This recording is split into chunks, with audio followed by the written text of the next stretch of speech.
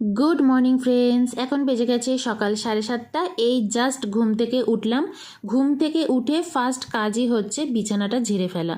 তো দেখো আমি খাটটা খুব সুন্দর করে গুছিয়ে নিয়েছি।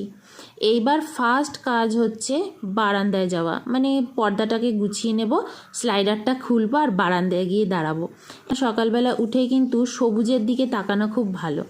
তো যাই হোক, প্রথমে বারান্দায় এসেই আমার অপরাজিতা গাছের দিকে চোখ পড়লো। এখন না অপরাজিতা গাছে খুব কম ফুল ফুটছে, আগে কিন্তু অনেক ফুল ফুটতো। তো যাই হোক, 2-3টে করে ফুল দিচ্ছে, কিন্তু এখন যেহেতু বাজার থেকে ফুল নিয়ে আসছি গাঁদা ফুল, তাই গাছের ফুল গাছেই থেকে যাচ্ছে। আর এদিকে আমার কাগজি ফুলের গাছটাও দেখো, যেটা বেঁধে দিয়েছিলাম, মানে দু চোখে দেখলে না দুটো চোখই জুড়িয়ে যায়, এত সুন্দর লাগে। রান্নাঘরে চলে এসেছি আর মুড়ি মাখা খাবো, তার জন্য স্যালাডও সমস্ত কেটে কুটে গুছিয়ে নিয়েছি। ওই একই বিট, গাজর, নারকোল, পেঁয়াজ, আর তার উপরে একটু বেদানা ছড়িয়ে দেবো, লেবুও ছড়িয়ে দিলাম। কিন্তু এখন খাবো না, এগুলো সব তৈরি করে রাখছি, বাজারে যাব, বাজার থেকে ফিরে এসে তারপর খাবো। সকাল সকাল চলে এসেছি, ওই যে আমাদের ওখানে যে ইয়েটা হয়েছে মেলাটার মতন, দেখতে এসেছি যেখানে কি কি পাওয়া যায়।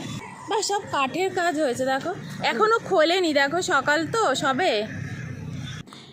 এখন বাজে সকাল 9:30, তাই দোকানগুলো এখনও খোলেনি, খুলবে 12টার সময়।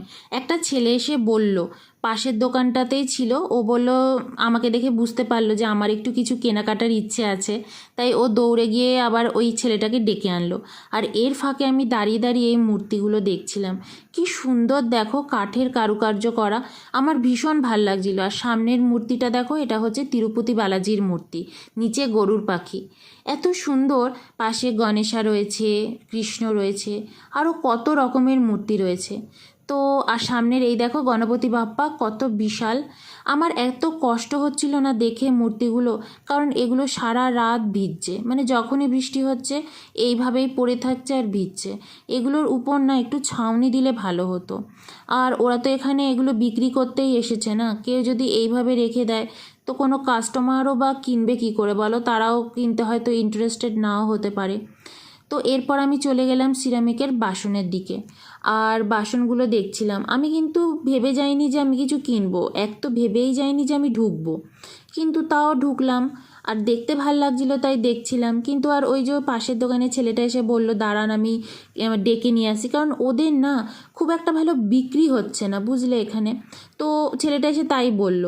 আর এখানে ওরা দামটাও ভালো রাখে, কারণ এখানে যে মেলাটা ওরা বসিয়েছে তার জন্য এই জায়গাটা জন্য অনেক ওদের টাকা দিতে হচ্ছে, তো সেই টাকাটাও তো ওদের ওঠাতে হবে, তাই না?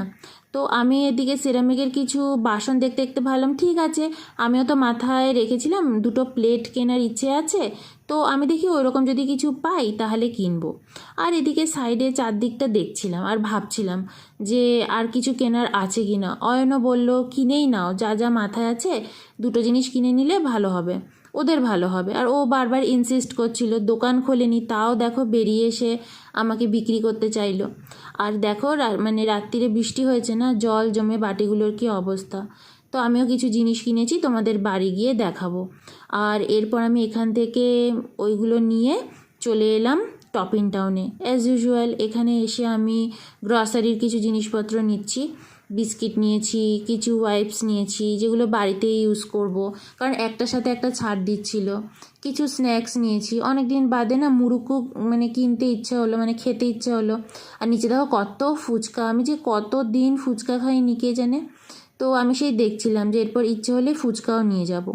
তো এখন তো আর ভেবে আসিনি তাই নিলাম না, কিছু বিস্কিট কিনে নিলাম। আর অ্যাজ ইউজুয়াল আমাদের ধূপকাঠি, আমরা এখান থেকে একটু ধূপকাঠি কিনি, একটু ভালো ধূপকাঠি তো এখানেই মোটামুটি পাই। তো নিয়ে নিলাম সব, নিয়ে এরপর একেবারে চলে এলাম বাড়ি।